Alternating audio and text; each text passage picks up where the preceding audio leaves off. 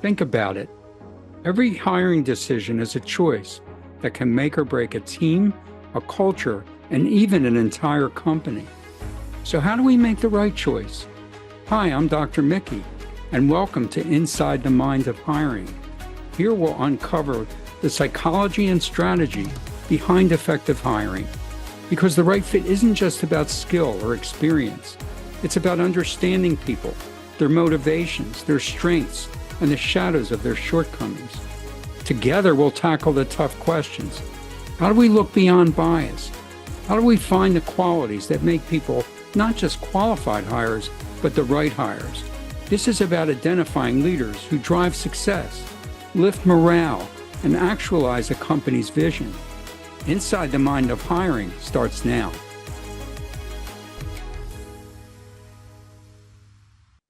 Hello, everyone. This is Dr. Mickey Fineberg, and I'm here with my colleague, Dr. Pat Baccili, and we're talking leadership today. And our show name is Inside the Mind of Hiring, as you hopefully know by now. But our episode title today is Can Leaders Be Smart Before They Do Something Stupid? But I've got a corollary to that, Dr. Pat. And my Okay. corollary, should leaders do something stupid in order to be smart? How do you like that? Oh, I like that. I can't wait to hear Well, about that one because that sounds like me. yeah, so that'll, it definitely sounds like me. So I'm going to, based on that little curve, I'm going to talk about that a little later, as we wrap up this episode. But we're doing a follow-on today from a previous episode um, where they wrapped around or involved a very successful third generation manufacturing company. And they're doing very well. And it's being run right now by a third generation president. And the situation was that they just had a major improvement to their company. They had a major expansion, upgrades, significant upgrades and improvement, in technology and equipment to meet the higher customer demand that they fortunately have and to sustain their competitive advantage. Um, so they're digesting all that now and doing very well with it, with these changes, these major changes. So the president smartly, since we're talking about smart and stupid, decided to hire, and we talked about it, a COO to join the business. And what the COO's responsibility has been, just for about 3 months now, his name is John, they hired him, and his responsibility is to sustain the already improved operation and to enable the president to work on the business rather than in the business, so that the president can kind of think ahead and continuing to position the company to grow successfully and in a profitable way. And it's been about 3 months. When we talked to you last, when we had the last episode on it, when we discussed this issue, the president was sensing that the COO was not really developing sufficient credibility, relationships, trust. He was just sensing that with his managers. And of course, he wanted to do something about that because he's a pretty action-oriented, proactive guy. He wanted to do something about it. So let me just digress for a second to say that the COO, John, has a good manufacturing background. However, his focus has been on fixing distressed operations rather than developing them over time. He's in his early 40s, and he's certainly well equipped to do a good job, but he doesn't seem to be starting off quite right. So, what did he decide to do first? And it was part of our episode last time. what he decided to do first is like he was sensing at a gut level that it wasn't going as well as he would like. So he selected key managers who he's known for a long time, have been with the company for a long time, and who he trusts to give him straight answers, but certainly not to undermine John, because that's not what he wants to do. And and boy, the red flags went up for my colleague, Dr. Pat. Just for Just a to let minute, just for a minute, just for a minute. just for a minute. And we went back and forth on that because, of course, Dr. Pat, the episode was about leaders sabotaging leaders, and she thought Yeah, this is definitely a sabotaging tactic, or potentially so. yeah, potentially. And Yeah, yeah, potentially. and I Yeah. saw it as, he trusts these guys to give him the right answers, but also not to undermine John. And so I felt there were some upsides to it from the standpoint that it could give the president some good uh, information to be really specific in his feedback to John, as a first step to getting him on the right track. So then the president made another big mistake. He brought me in to consult with him. and, and, and talk about doing something smart, but doing something stupid first, so it's not real smart. We talked about three options. One was that I, get right away, get involved with John, do a developmental assessment, give him some feedback, then align John with the president on his development plan. Put a development plan together and follow up with him on that plan. And in many regards, that would protect his privacy and not expose any weaknesses or leadership perception of John's weaknesses to the organization. But at the time, I thought it was a little bit heavy-handed. I thought it was a little bit too much. So then we talked, and with the president's idea, this second option was every option has feedback first. So this second option was that the president would model the right way maybe to engage his people in a meeting and talk about opportunities. And of course, John would be present and contributing to the meeting and all that. And then they would debrief and, about what John would learn, and then he would follow up independently. I was a little concerned about that idea. And I think Dr. Pat, who's very prone to slapstick, put tape on her mouth and even fell off her chair, which was a nonverbal way of telling me that is crazy. Well, each of those, look, every decision we make has a choice point, has a defining moment. Every decision. Right. And, this is the point. It doesn't matter if you're making a multi-gazillion dollar decision or you're deciding what to eat for dinner. Every decision we make has two sides to a coin, at least. Right. And so what we were analyzing in this scenario is, where is the win-win for everyone? Right. That's really what we were looking for on the table. Sure. And, you're going to tell us what actually happened. Yeah. However, in the rule book of things, right, about trust, going behind your immediate employee to their employees traditionally has caused issues. Right. So, but there's a factor that we didn't consider in that, which you're going to reveal. And that factor is, how does the person who you went around react? Because most reactions in a scenario like that, I mean, they're not really good, right? But there are a whole lot of reasons why they don't turn out good. One, there wasn't trust there to begin with. I mean, we could go on. But in this case, this has a kind of cool ending, I think.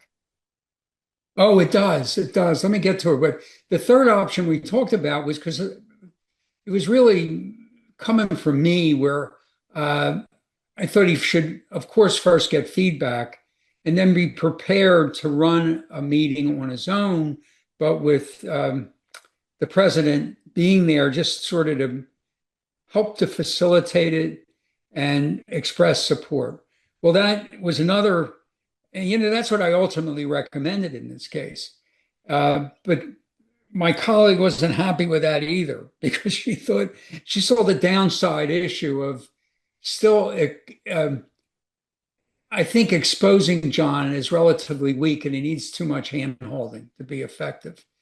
And well, don't you remember the president was actually going to run the meeting to show him how to run a meeting? Well, that was first. That was the one we just talked about. This is second. I know how you reacted to that. This one was where John actually runs the meeting with the president sort of being there as with moral support and help and facilitate a little bit. So this is what actually happened, and this is it didn't surprise me. Didn't surprise me, but it made me think about how to really be smart sometimes. If you're in a leadership role. And what happened was the president gave him straight feedback. The feedback consisted of this. What I understand is people think you're a nice guy. They think you're smart. They think you're knowledgeable. But what you're suggesting to them in terms of incremental improvement opportunities is not really clear to them. And they don't really feel that they're participating or engaging with you on the prospects of these ideas that you have, or even to gain clarity on them, of course. But even on the tactical side, they don't feel like you're making them a part of the tactical what ifs related to these opportunities that you're bringing up to them. It still have to be clarified. And what John did was, and this happens, and what John did was he accepted the feedback like a champ. He was all over it. He said, I'm so happy you told me this. I really apologize for this start, these missteps in the way I started with the folks. And he took 100% responsibility for what happened and what he may have engendered, and what he needs to do about it, and what he said. We're not talking about the president here. Right. We're talking about the person that we were referring to without disclosing names, who was in charge of the group. Right. So we have to take a moment right now. Right. Because that is an amazing demonstration of leadership. It sure is. It really is. And we need to talk about that, because you see, anything that I said goes down the toilet when you have a person like this, right? So, but this is extraordinary. It's less about the leadership of the president and the owner of the company, and it's more about this individual who, by the way, had not been on the job very long. So what does that say to you about the hiring decision of this gentleman? They actually did a good job in hiring this guy, because he's actually, in my view, he's being a hero in this situation. Yeah. He's being a real, absolute champ in this situation. Yeah. There's no Not question. a chump. He's being a champ. Look. And so what John said to the president, let me meet with these guys. And what he did was, when he met with them, he owned up to his mistakes, his missteps. And he, it's like a mea culpa. And he said, I'm really glad I got this insight. And I'm really sorry that I started this way. So he said, what I want you guys to do, I would really appreciate if you could come to me, let's say in our next meeting, and suggest from your point of view what you think, there's major changes, but now that the dust is settled, what our improvement opportunities could be. I'd like to hear from you. And that's kind of how I left it. And he got good spontaneous feedback from the guys on just doing that. And again, to me, that's really great leadership. It's really great leadership. But he also took it one step further too, right? because it's one thing to really look at employees and say, I'm gonna connect with you, I'm gonna do something. But it's another thing to say, these people are so important to me that I'm going to do something to expand my relationship with them, to show them who I am. Didn't he do some kind of barbecue invitation This or is something something? else. Yeah. Yeah, in the prior 2 months, the company had record months. I mean, killing the records. Hello. And what John suggested is let's have barbecues in all three shifts. And you know what? Let me be the cook. Let me be the grill man for those barbecues. I'm coming. Right. Sign me up. Yeah, all three shifts. He's going to be the grill man as it was his idea to celebrate this great performance by the company in the last couple of months. And I said, wow, isn't that a great idea? Because all that's going to do is engage people on an informal and personal level and further develop relationships and trust with these managers that are, really his partners in crime to continue building that business without the president's direct involvement. The president did something else, which I thought was a good idea. He feels that, and I think John acknowledged it, he needs a little bit of work around the focus on developing relationships right now. So he's arranging, and John's very receptive to this, to engage or meet with the vice president of sales, and whose strength is just that, building relationships, not just with customers, but with his own people. And John seemed really positive and excited about that. And that's going to be an ongoing move. And, I just think that's a great idea as well. I do too. But let's have a little reminder real quick before we keep going here, because you and I have done shows about this.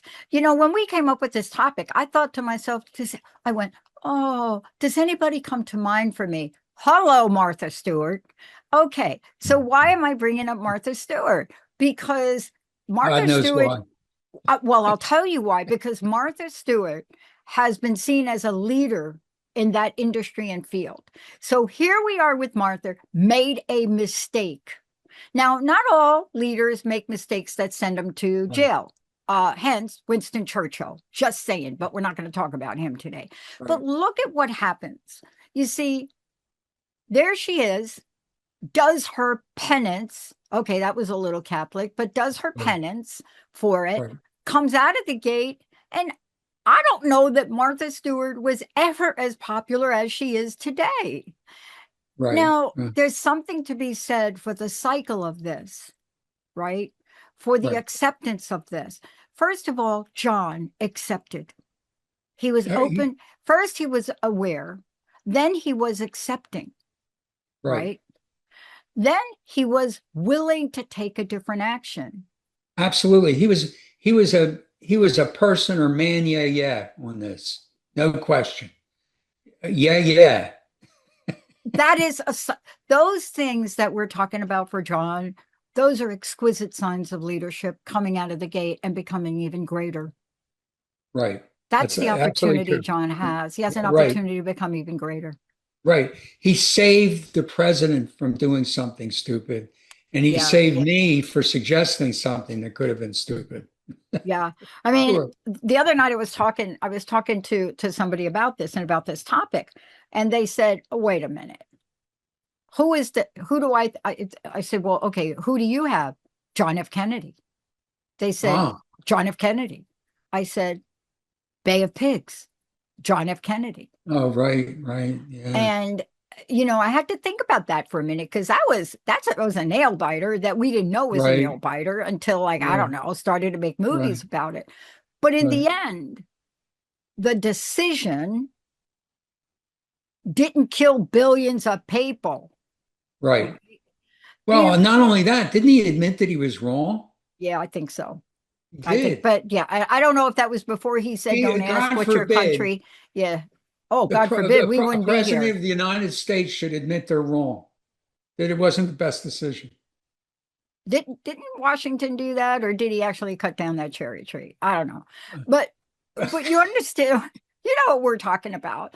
You know, in Right. the world we're living in now, you and I are talking about a very private situation. But I will tell you the scrutiny now between social media, social posts, things that are happening, you know, we are looking at people, and you and I have done 2 shows on leadership, and I am trying not to do another one, but I have never seen stupid from a leadership principle perspective that I'm seeing in the commissioner of the WNBA. Right. Because think about what accountability looks like if we use John as an example. The issue, forget about the fouls, forget about you not doing anything, but Right. to set up a task force to decide whether you want transgender athletes in your league. You're getting So paid the big bucks, Kathy. yeah. You know, you're going to ask the players. You see, leadership sometimes means you have to handle the tough situations. You have to handle the tough You've decisions. got to. You've Right. got to. And Right. you know what you're So talking in about is other words, you're saying some things you just don't throw open to the troops. you just don't throw them open, right? Right. Right. And I don't think your president did that. Your president didn't throw John under the bus. So let's No. talk about that for a minute. You know, Right. we have somebody in great intention that went out there, even though I went wacky about it originally. Right. But you did have somebody with a good intention. See, the bottom line is they're all about making the company better. That's right. That's That's right. right. That is the bottom. That's Well, I right. just talked to the president again yesterday, Oh, and I said, okay. "Well, Give us an update. Come on. yeah." He's talking about. I said, do you see yourself in a situation now where you really need to get involved with him physically, in the troops? He said, yeah, maybe down the road. And I said, he's John's doing well enough on his own. I said, be very careful about your direct involvement with him, and his people right Thank now. you, Dr. Mickey.